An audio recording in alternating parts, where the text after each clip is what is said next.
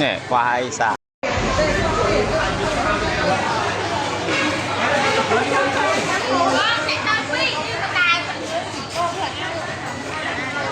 nè khoai xà nó khởi chốt xa ok anh các anh quan châu là lên bằng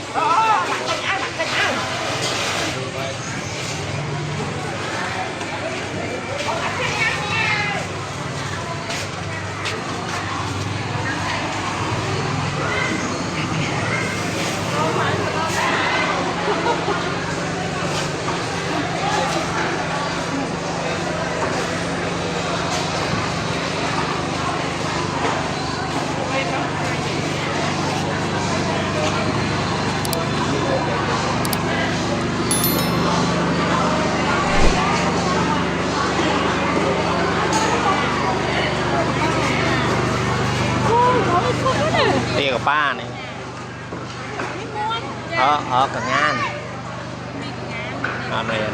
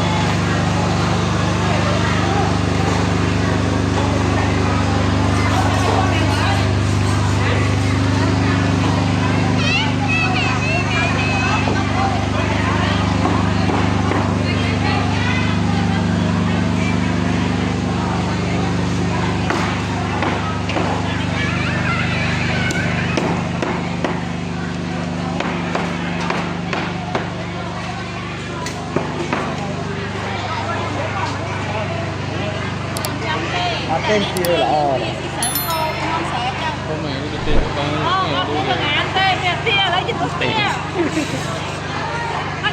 đi mới cho bay cái lẩu ra này vươn lẩu thì tía hang trên bên tia đây nè mà dương mẹ nè